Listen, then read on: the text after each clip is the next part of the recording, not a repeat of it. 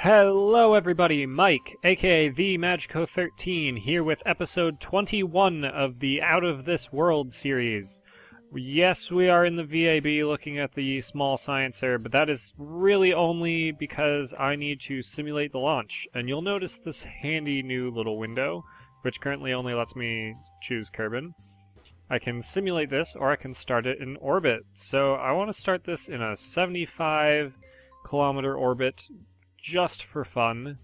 No particular reason for that, other than I need to be able to access the map mode, and I can't currently do that in this because if I go to the tracking station, I will have issues.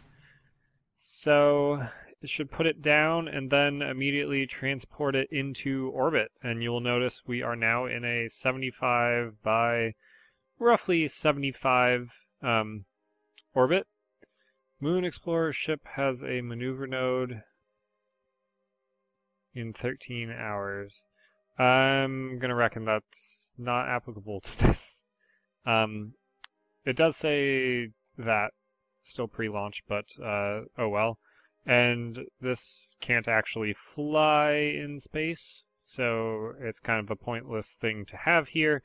But it's really just so we can go back to the Space Center, and I just wanted to show you guys that. That is a new feature of KCT that will be in pre-release 5, which will be uploaded fairly soon. It also includes some fixes for the new version of Real Chutes, which I have installed and am kind of using this to test with. Hopefully the tracking station works now, because we went into map mode. And it does appear as if we are good. Alright, so this is very, very close to getting into the sun, and I don't think it's quite in range of communications yet, which for some reason I thought we were already, and now we aren't, but I don't think we have anything else coming up other than this in 14 hours and this in 16 hours. So I could do some other stuff, or I could just go to this and prepare to actually put this in orbit. And you'll notice KCT, new simulation body unlocked, Moon, listed twice. That's a bit of a bug that I need to fix. But what that means is now in that little menu where it only said Kerbin, I can also choose to start simulations in orbit around the moon. And now you see where that's extremely handy. So how it works is any body, any planetary body such as Joule or Lathe, or not the asteroids, but Kerbin you always get for free. The moon, Pole, even the sun and Eve and Moho and all that. Once you enter the sphere of influence, you unlock that body you unlock that body in order to... Wow, I can't say this, sorry. You unlock that body in KCT and you can perform simulations in orbit around it. I later on want to add the ability to maybe go into map mode and click on the surface and it will start you there, but I have no idea if that's actually feasible or not. So for this version, it just puts you in orbit between the atmosphere, the moon doesn't have any, so you can start at 0, and the edge of the sphere of influence. And you just basically have to be in there, and it puts you in a circular orbit. Equatorial. I might add it later so you can put polar or just any random inclination from 0 to 360, so you could go any direction. But that is not what we are doing today. What we are doing today is taking this and putting it in orbit and docking it with the Mun Explorer so that we can go about landing. I do want to do a landing today on the moon. Might not take off again yet, but I'm for sure going to do a landing. This is not in communication yet. Unfortunately, we also need to fill up this Kethane, and that's probably it. So I'm just going to open this just to be sure, and then time warp up some until these things are in communication. In fact, the flight computer just throttled down because we are in communication. However, we are nowhere even near this, so I'm going to time warp up some more. It would be really nice to have the rescue refueler coming up overhead, because we will maintain connection for much longer amount of time. Currently we don't have one at all. Also, once this side faces Kerbin, we will have more of a connection. So once this gets there, then I'm going to go for launch.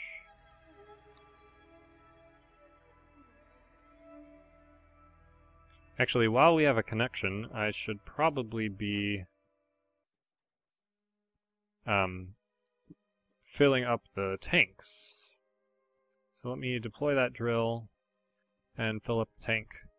Alright, so the Kethane is full, the orbit is closer, and the rescue refueler is up in the top quadrant. Half hemisphere, whatever you want to call it. And the Mun Explorer is rapidly approaching, so I'm going to just time warp until it gets a little closer. Just about to come overhead. Let's go with that. Hopefully that'll work.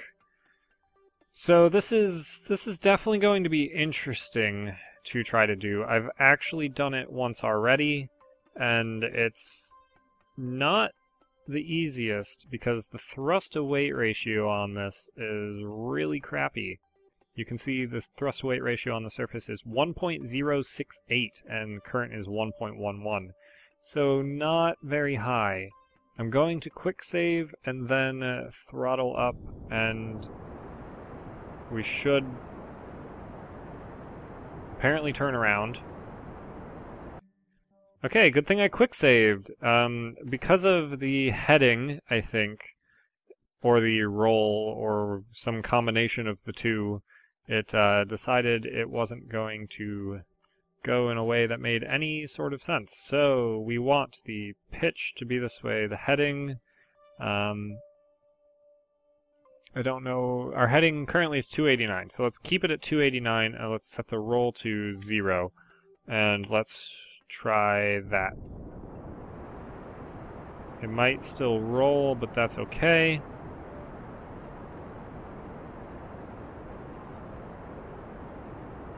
I'm going to turn these off. A lot of this is probably going to be done with the map mode. I need to go in the northeast direction, so that would be along the 45, maybe a little less. Let's go 35 to try to keep it headed north. And then the pitch down to 85 just to make sure that we are doing that correctly. And I'm going to keep this in orbit mode. We are going 14 meters per second in orbit mode, and the ship is going very, very quickly by. Yes, the velocity of that is 722.5 meters per second. We are going 20. So we've got quite a bit to catch up. I think we will have about 2.5 kilometers per second of delta V when we are actually done. I'm going to tilt this all the way over to 75 already because we are over the hills. Actually, I'm going to tilt it down even more. We want to make sure that we get this fairly circular fairly quickly. On an airless world, you want to be burning sideways instead of...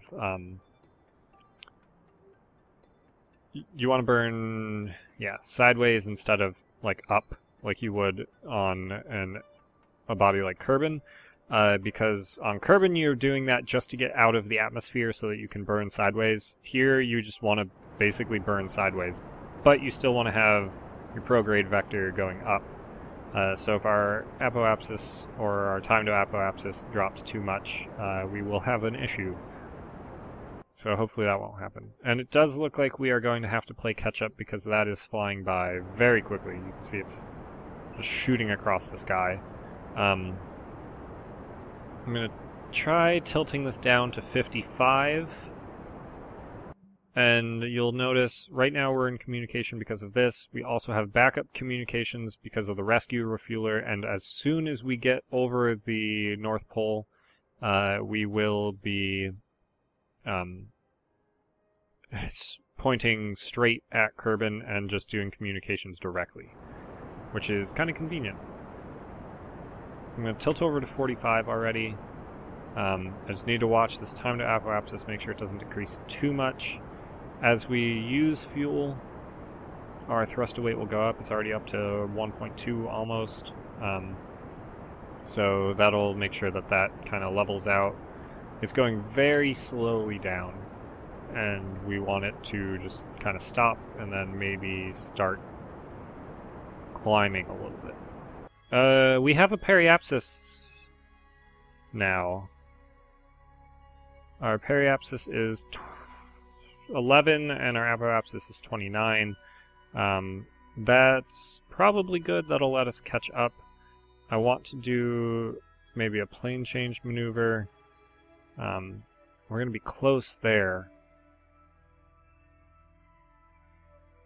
Let's see how much it will cost for a plane change maneuver. Add maneuver at, what was that, the descending node? Alright, that looks good. Let's point it at the node, and I will probably have to do this burn manually. Kerbal alarm clock does have a thing for it. Let's quick save here. Could convert some of our kethane into liquid fuel and oxidizer, but I don't think we need to yet. Let's just make sure that I didn't set that to have a 5-kilometer periapsis will probably work. I'm gonna go for that. So let's just time warp up. I need to start this burn about 23 seconds ahead of time. Let's just close that because we might want that still. Unfortunately, this means we're going to probably be doing docking on the night side, but I think it'll be okay. Electric charge is running out on that. That means we're probably within range of it. So I'm actually going to delete this, turn off the alarm clock. Let's close this down. Point at the target, the relative retrograde. I'm going to turn these lights on, but I can't yet see it. Okay. I'm just going to cut all relative velocity. Okay, and then point at the target. Now, I've probably already skipped a bunch of stuff, and I'm probably going to end up skipping more, and just showing you the final docking, because this is going to take a very long time for me. Alright, it looks like we're coming in for our final docking. I'm going to kill the orbital computer thing. And we are docked now. So we have in fact managed to dock the Kethane Miner to the Mun Explorer. And now it's just a matter of transferring bunches of fuel out of these into the lander, and then we will be going about landing. So I'm going to do that, and I will see you guys after I am done. So I'm going to be moving Dunzer into the command pod over here, and then I think I'm going to try to land in that giant crater that we were mining the Kethane next to.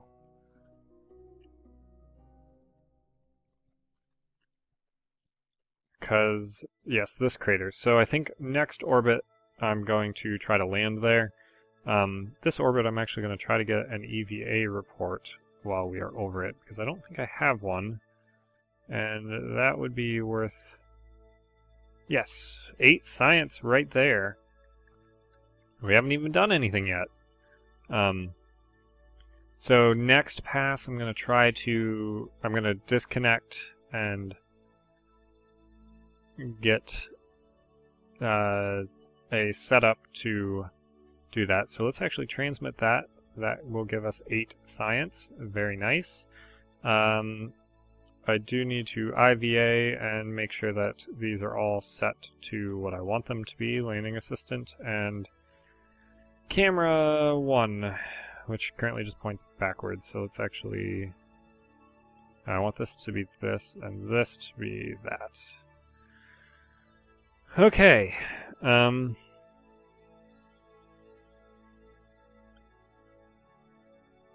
When we get a quarter of an orbit away, we can do that. So flight computer does not need to be on. Kerbal alarm clock, sure. So that is in a half hour.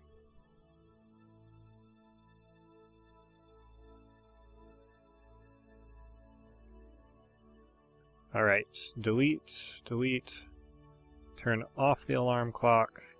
I'm just going to decouple from here. Let's actually quick save now just to be sure. Decouple from here, switch to that, then go inside. The reason for that just being I don't want to accidentally decouple the wrong thing. And let's actually switch to the target reference object, docking port front, cam docking. Okay, looks like we're mostly fine. I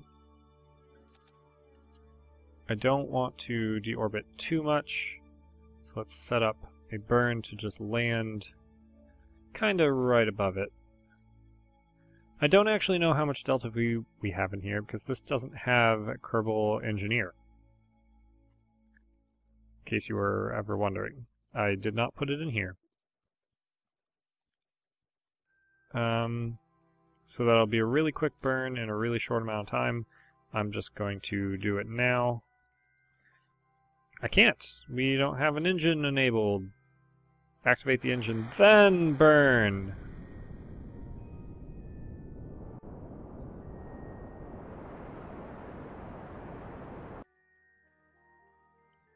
And that is good enough for who it's for. When we get up here, we want to just add a maneuver to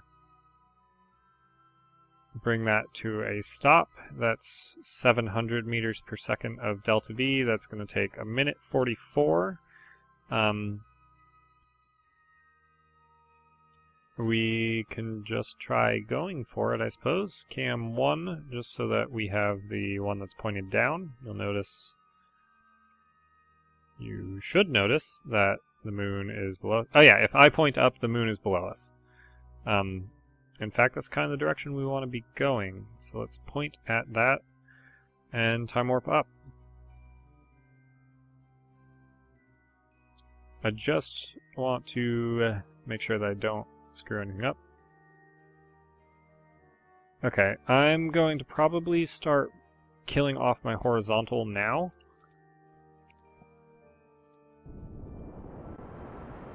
Because we have quite a bit of it. So our horizontal is 700. Let's actually delete that. Vertical is 62. We are 4 kilometers up. I don't know what this number is actually telling me. I'm going to point this way more. I'm going to lower the landing gear. Gear R down according to that. Gear R down according to visuals. I'm just going to point it directly at this because we are losing vertical velocity very rapidly.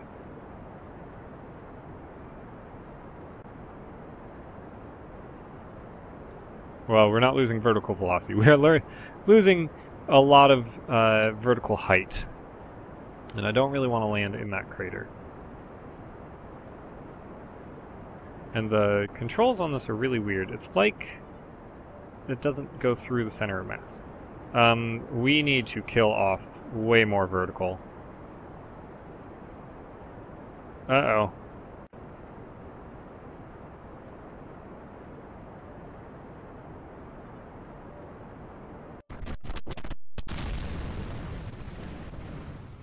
Yeah, we needed to kill off way more vertical, and we didn't. So I'm gonna have to try that again. One of the nice things with the, like, I couldn't really test this on Kerbin, so one of the nice things about the update to KCT is now I can actually test landers for the moon. Since we've been here, I can just put them in orbit and just test landing them, so I can maybe get a little more practice and maybe build better landers in the future. That would be a really stupid time to crash.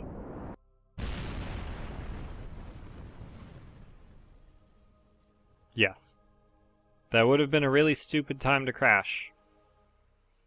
So I did it. Damn it. I'm gonna have to redo that. I shouldn't have crashed then. I misjudged how high we were and how fast I was going, and I should have cut that down quite a bit. And now I have to do this again, and you've already seen it, so... yeah. About to touch down.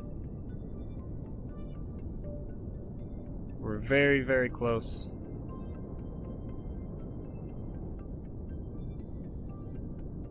A nice gentle landing, come on, 1 meter per second, 6 meters. It's not the most gentle.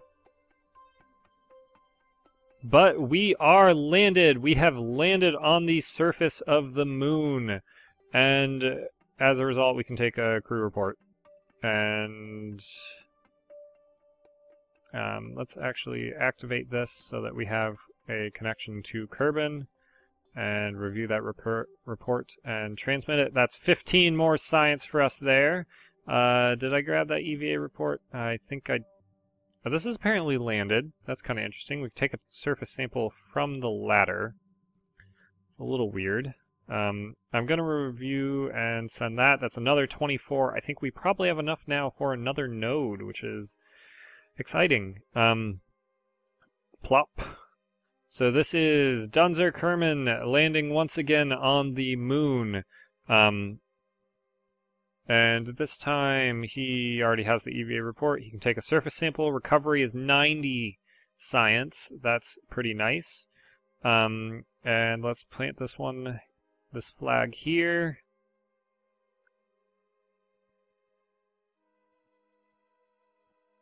Name, Polar Crater. Don't remember what mission number this is. I want to say 6, but I'm not sure. Dunzer, Kerman landed on the Polar Crater with the new moon lander after trashing the last one. Don't do it again.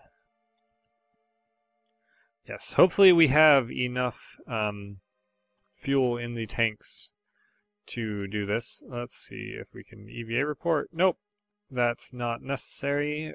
R is the key to activate the jetpack. We don't have ladders yet, though they would probably be really handy because he apparently can't figure out how to stand. Alright, let's log the temperature and transmit that, and then log the temperature again and keep it.